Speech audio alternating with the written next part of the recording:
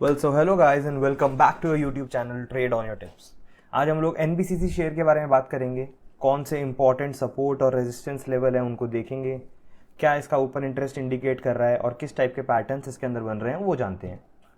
तो as you can see एक बहुत इंपॉर्टेंट रेजिस्टेंस आपको एक जोन दिख रहा है यहाँ पे, जो रेजिस्टेंस सपोर्ट दोनों कहा जा सकता है, जिसको इस जोन को आप 116 से 115 के बीच का जोन कह सकते हैं, राइट। एंड इस जोन का नीचे का स्तर 114 113.7 के आसपास है, जो कि ये एरिया है, राइट।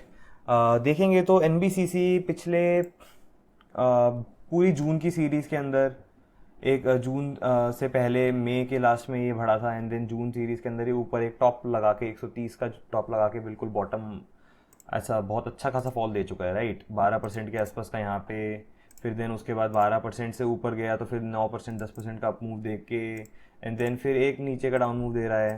तो बेसिकली इस पैटर्न को हम देख सकते हैं कि मार्केट एक रेंज के अंदर ट्रेड कर रही है, 15 पॉइंट की रेंज के अंदर, बट अभी फ़िलहाल के लिए गिरावट के जोन में आने को लग रही है, राइट।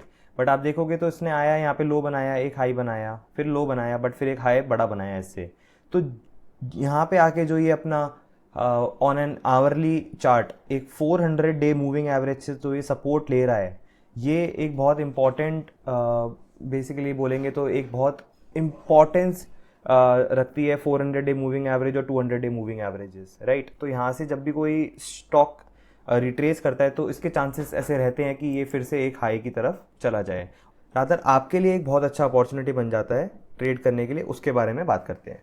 मार्केट ने यहाँ पे बेसिकली करा क्या है कि मार्केट ऊपर से गिरावट लेते हुए जो यहाँ पे एक 400 डे मूविंग एवरेज आया ऑन एन आवरली चार्ट, वहाँ से मार्केट ने एक छोटा सा मूव दिखाया 4% के आसपास का, एंड देन उसके बाद रिट्रेस होके जो ये एक आप स्मॉल रेंज देख रहे हो, उस रेंज के अपर साइड पे मार्केट ने ब्रेकआउट करके उससे रिट्रेसमेंट लेके फिर से ऊपर जाने की कोशिश कर रही है।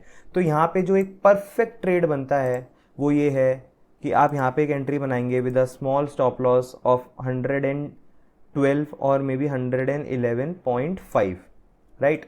आपका टारगेट पहला क्या रहेगा? आपका पहला टारगेट रहेगा 126,